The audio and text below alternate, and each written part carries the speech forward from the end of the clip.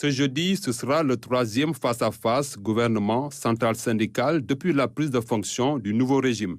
Et je pense que cette rencontre sera l'occasion pour les gouvernants de présenter leur vision du Sénégal, de partager avec les partenaires sociaux certaines de leurs contraintes et d'envisager un dialogue franc pour, pourquoi pas, aboutir à un pacte qui va installer une certaine stabilité sociale pour que les objectifs en termes de développement puissent être atteints.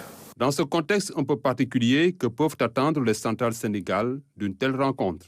Nous l'attendions, parce que vous le savez, depuis quelques mois, on a eu beaucoup de difficultés dans beaucoup de nos structures, publiques comme parapubliques, mais aussi privées.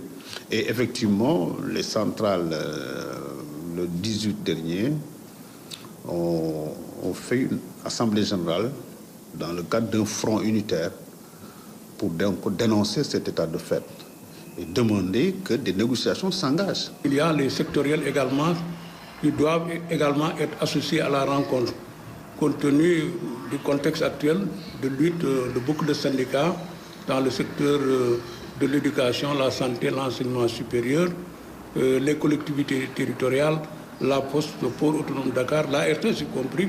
Donc vous comprendrez un peu les préoccupations.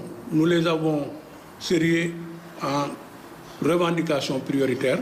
En direction de cette rencontre, les syndicalistes ont un chapelet de doléances considérées comme des priorités. Les accords signés et non respectés, fondamentalement dans la santé, dans l'éducation.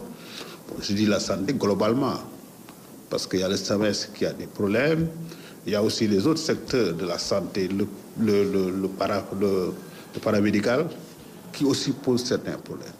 Nous avons aussi l'éducation jusqu'au SAES, donc fondamentalement. Plus maintenant, d'autres secteurs.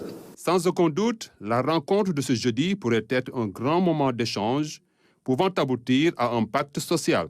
Les autorités viennent de s'installer et il est important qu'elles soient accompagnées dans cette dynamique.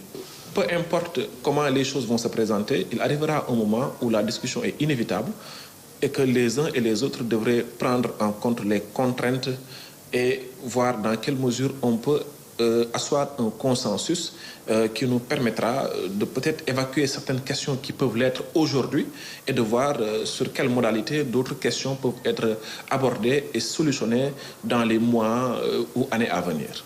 Dès sa prise de fonction, le président Bassirou Diomaye Faye avait échangé avec les centrales syndicales. Le 1er mai 2024, le chef de l'État avait reçu leur cahier de doléances.